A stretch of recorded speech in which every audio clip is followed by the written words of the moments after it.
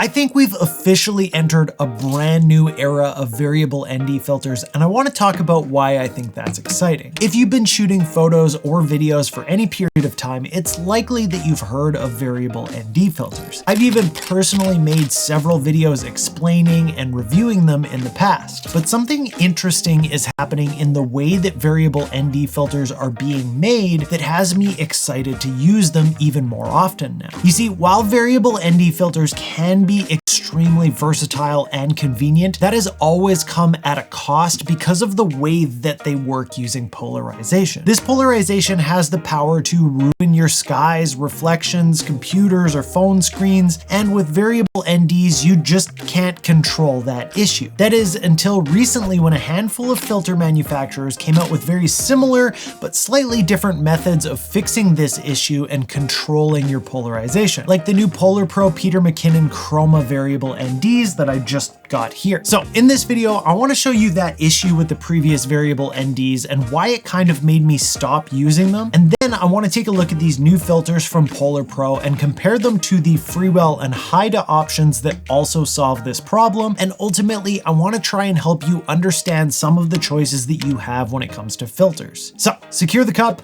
and let's get into it.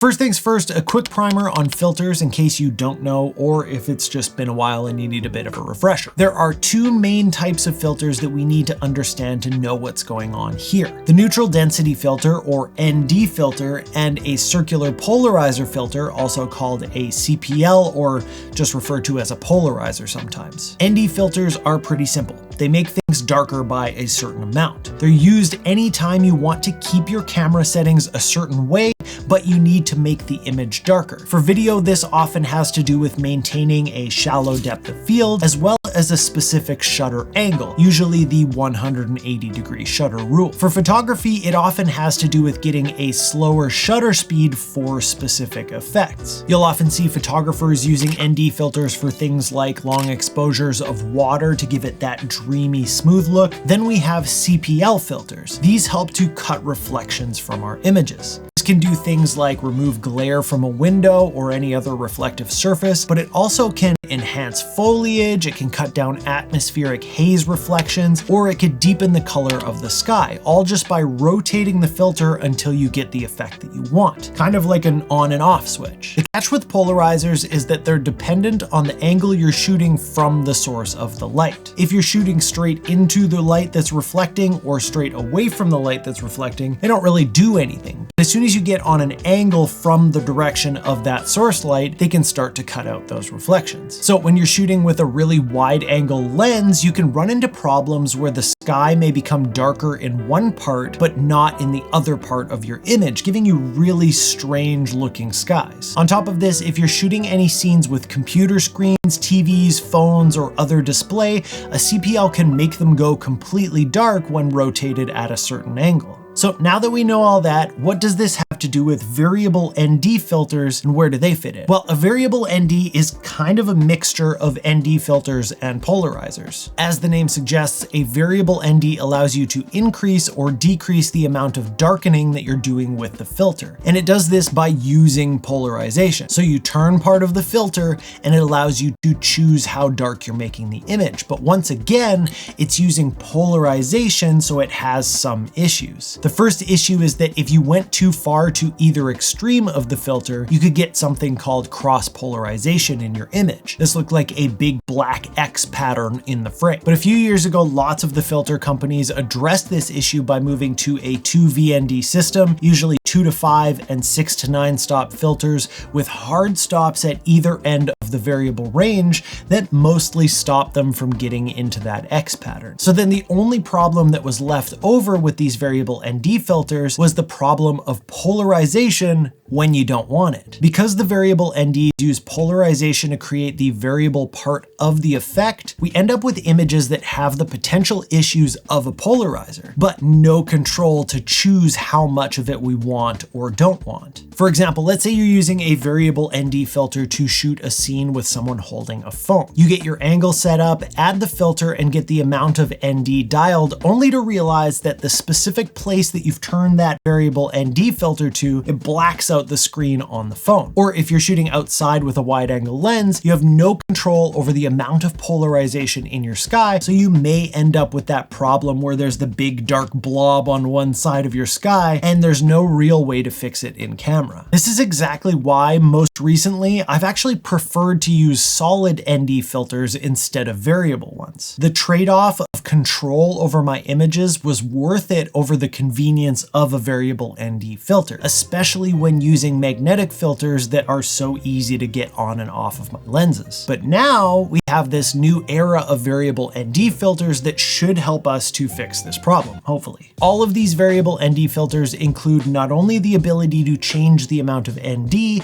but also the ability to change the polarization in your image. But they all do it in slightly different ways. These are probably not the only variable NDs on the market that offer the polarization fix, but these are the ones that I have on hand, and I think this should give you a good look at the variety of how this can be applied. So kicking things off with the newest of the bunch, the Peter McKinnon PolarPro Chroma VND filter. I previously called the original Peter McKinnon VND filter the PolarPro. So I guess now that we've got the Chroma in there, it becomes Pumpkvund. Anyway, it doesn't really matter. This line of filters actually comes in a whole bunch of different sizes and types depending on what you need. First of all, we've got the typical 2 to 5 and 6 to 9 stop filters. There are also 3 different versions of those. One with no mist, that's what I have here. Then we've got a quarter strength black mist diffusion or a quarter strength gold mist diffusion that gives you a warmer glow. Then within all those options, we also have traditional threaded filters like I have here, or you can get them in the newer Helix Maglock system like this other filter that I've got here, which makes it so much easier and quicker to switch between filters. And if you don't know what the Helix Maglock system is, I have a whole video about it that you can watch as well. Price-wise, this is the most expensive option of the 3 that we're going to talk about today, and the prices are going to depend a little bit on which filter size and type you get. They've got 49, 67, 77, 82, 95, and 95 coarse sizes for the threaded option. The 82mm versions that I have here are $250 each, so $500 if you want the pair. Or if you want the Helix Maglock ones, they're $300 per filter, so $600 for the set. The filters come with a kind of built-in case. The Helix Maglock system has these front and back caps that you can use, which are really nice. And then the threaded version has this handy defender case that I absolutely love. So all we have to do is screw off the back plate here and attach it to the front of the case. Then we screw the filter onto our lens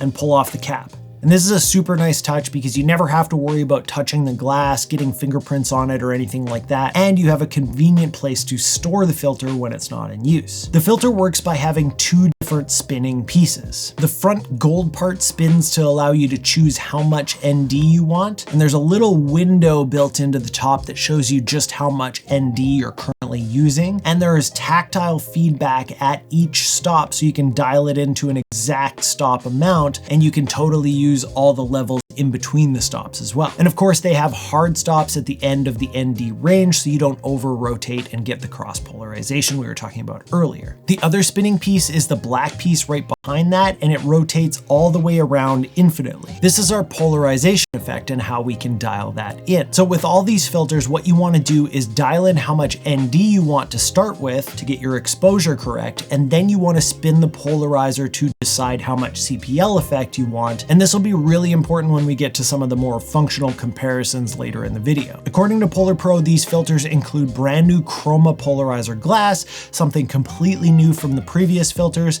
and they're supposed to have perfect color rendition with no color shifting, but we'll take a look at the image quality in a minute. The glass itself claims a 16-layer coating. It's anti-scratch, anti-reflection, and anti-fingerprint. PolarPro also offers a lifetime warranty for manufacturer defects as well, but that isn't going to cover any kind of scratches scratches, cracks, or user misuse of the filters. Next on the list, we've got the Frewell V2 Hybrid VND/CPL filter. This is a single filter that goes from 3 to 7 stops of ND range, so we've got a wider range in a single filter, but not quite as deep into either extreme. And it comes in 2 different versions. You can either get the main version that's just the variable ND itself, which is what I have here, or you can get the Pro version that also comes with an additional quarter snow mist diffusion filter and a neutral streak kind of fake anamorphic filter that both magnetize to the front of this ND filter. This system only actually comes in one size for the actual filter itself, but Frewell offers step-up rings so that you can use this on a variety of different size of threads for your lenses.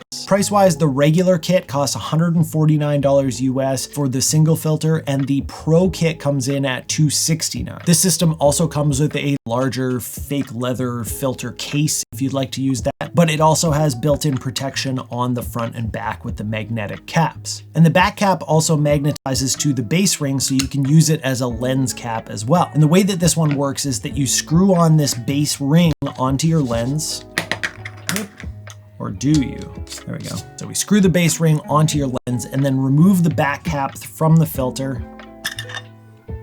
and attach it to the base ring, which connects easily using magnets. Magnets! Oh! Then we pull off the front cap, and again, we never had an opportunity to accidentally touch the glass or anything like that, so that's really nice. On the side of the filter, there's this little screw that we want to tighten down, and it locks the filter in place against the base ring so it won't spin. Then we can rotate the front piece to dial in our ND from 3 to 7 stops, and then to change the polarization, we just unlock the little screw just a little bit and we can rotate the whole filter. Because of the magnets and the little groove in the base plate, you don't have to worry about it falling off, and you can just freely spin it to adjust the polarization. Then we can lock it back down again and we're good to go. Again, we have a multi-layer coating. I'm not 100% sure on how many layers this one has or whether that actually matters, but it is resistant to scratches, dust, and oil, and has a limited lifetime warranty for manufacturer defects as well. I have definitely beat the crap out of my Frewell filters and they always come back kicking, so I can definitely attest to the durability of this filter brand. And Frewell claims what they call true color in terms of having minimal color shift on their filters. And finally, we've got the Haida ProII MC CPL-VND. This is also a 3 to 7 stop filter, and it's a threaded screw-on filter, so no fancy magnets on this one. It comes in 4 different sizes: 67, 72, 77, 82, and 95. Is that 5 sizes? Maybe 95 millimeters? I only saw that on one site though, so I'm not 100% sure if it comes in 95. The 82 millimeter version of this filter that I have here is $109 US, making it the least expensive of the group. It does come in a plastic case, which I seem to have lost because as soon as I got it, I just put it in another filter case that made it easier to carry around anyway. And this filter works in a pretty simple but unique way. You screw in the filter tightly, locking it in place, and then the small pin on the side allows you to change how much neutral density you want between 3 and 7 stops. The pin itself stopping it from going past 3 or past 7, so it can't go past the ends. And then the big red ring spins the whole front of the filter to change the polarization. Again, we have 8 coatings on this filter to help protect from scratches and oil. I couldn't find any claims about the color cast on this filter, so I guess we'll just have to find out when we get to testing. And from what I could see, there is a 1-year warranty on this filter. Now, here's the thing about variable ND filters.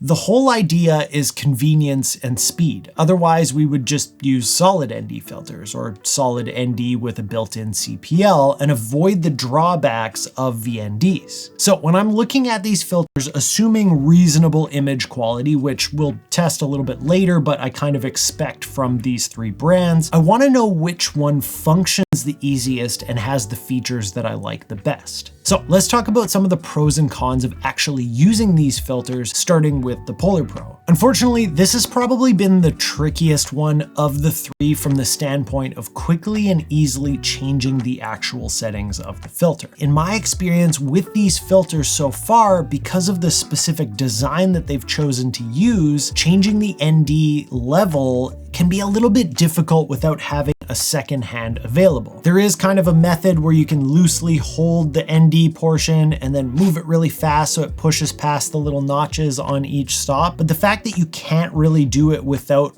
moving the CPL portion of the filter makes it all feel a bit strange and difficult. And then of course, if you want to slightly adjust the ND filter like gently, you fully need to get another hand in there to hold the CPL portion in place, so making small adjustments is much more difficult. With that being said, the reason that I opted for the threaded 82mm version of this filter is that it has the smallest footprint of the three that we're looking at here today, and that's something that I've been really wanting more lately. It doesn't have the screw or the pin on the side, so it's nice and low profile and easy to stash away or to keep it on the lens without it taking up a bunch of extra space in my camera bag. I can't speak necessarily to the Helix Maglock versions, but I assume they would have the same issue as I've mentioned here, with the advantage of being easier to take on and off. But there's the trade-off of being quite a bit larger than the screw-on versions. And the one big advantage that I think the PolarPro has over the others is the fact that it's split into two filters. Having the ability to have coverage from 2 all the way up to 9 stops between the two filters has definitely come in handy. 3 to 7 is a solid range and definitely useful, but for myself, I found that 3 stops often was a bit too much, and I found myself missing a 2 to 5 stop filter when I would go out with just the 3 to 7 one.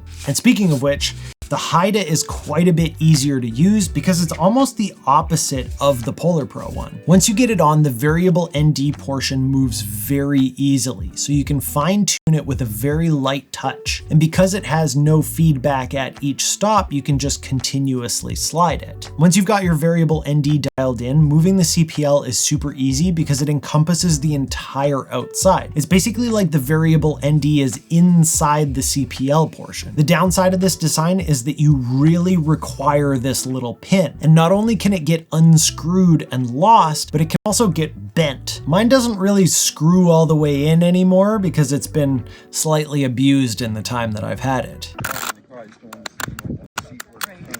Is that a feature or is it meant to be like that? And it really does come loose quite easily, so I find myself constantly tightening it down. On top of that, this filter is slightly larger than the thread size, and with the pin sticking out like this, we don't exactly have a low profile going on. And it's harder to store in a backpack with the filter on the lens because there's no cap and you have to be careful of the pin. And finally, the Frewell also has its ups and downs. First off, it is a multiple piece system, so you do have to screw the base ring on first, and then you can put the filter on using the magnets.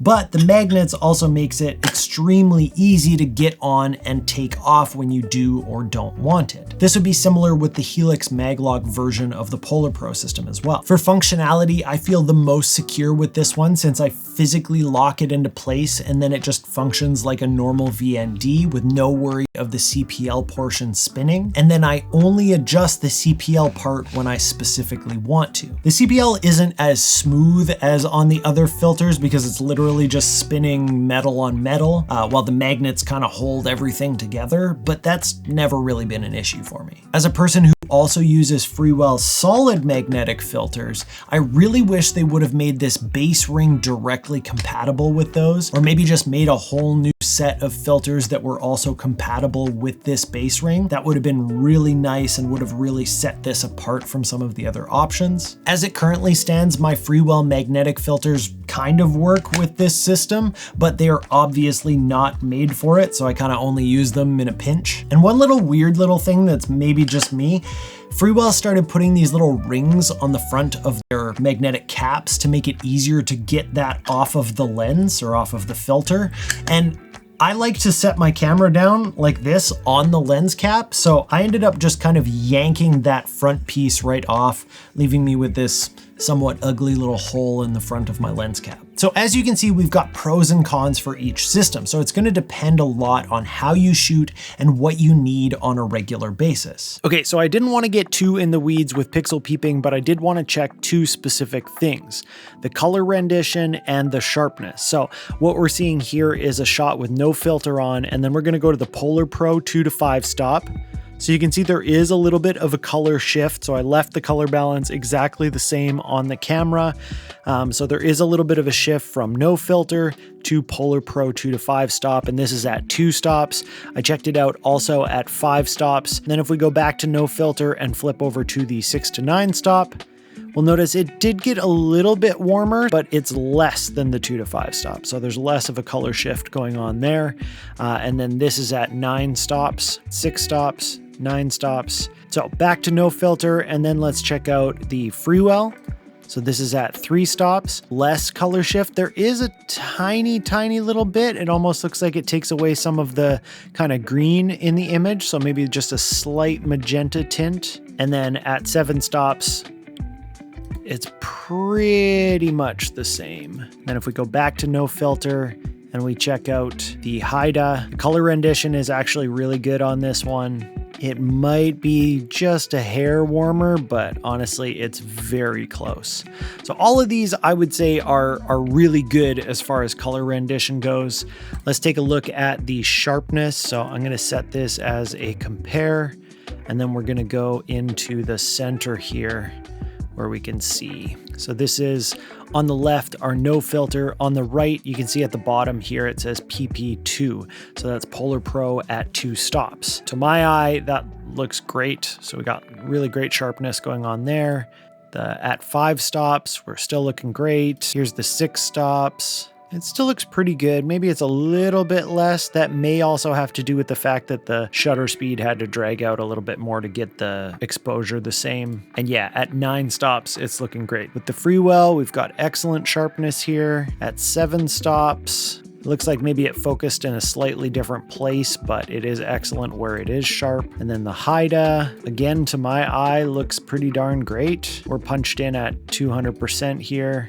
Again, it looks like the Haida may be focused in a bit of a different spot for the 7-stop shot, but I'm super happy with how that sharpness turned out. So quality-wise, I'm super happy with pretty much any of these filters. For some context in what I want, because I'm shooting both photo and video with the same camera, I love having control over the polarization. It's super important for me, so the new filters are great. But I also need to be able to take on and off my filters quickly to switch between the 2 different mediums. Options that get me close to this right now are using the Helix Maglock system from PolarPro, which is really awesome, but it does get really heavy if you need to start carrying a lot of filters in your bag so that you've got all those options. Or I've got the Frewell V2 system, and if I need a CPL or a 1-stop filter, I use the M2 magnetic solid ones, and I just kind of live with it not being a perfect fit. Or what I've actually been doing most of the time lately is using the Frewell magnetic M2 or similar kind of magnetic system, where the base ring not only is for magnets for these filters, but it also has a thread on the front of it, so I can still attach a threaded VND filter when I want it. So I could use these PolarPro threaded filters or the Haida ones if I want to. Only downside to this is that it adds a little bit of distance between the lens and the threaded filter, so I might get a little bit of vignetting at 16mm when I'm using a VND that I might not see if it was attached directly to the lens. Of course, bang for buck here is pretty widespread on these filters, even if we were to consider the advantages that the PolarPro filters have, like the smaller size, wider VND range if you get both of them, and then the Defender case. For a lot of people, it's gonna be hard to make the case for it being as expensive as it is for the kit, which has pretty much been the story of PolarPro for the past bunch of years. Frewell has a lot of bang for buck considering how well the system works and the quality of the glass, of course. And then the Haida is a really great budget option without too many bells and whistles necessarily, but it still performs really well. In the end, it's going to depend a lot on what you're hoping to get out of a filter like this, your personal workflow, and of course your budget. Let me know down in the comments which one of these filters you think makes the most sense for you, and if you want to check them out further, I'll leave links for info and to buy them down in the description. And while you're on your way down there, you might as well hit the like and subscribe and that bell notification button, and I'll see you next time.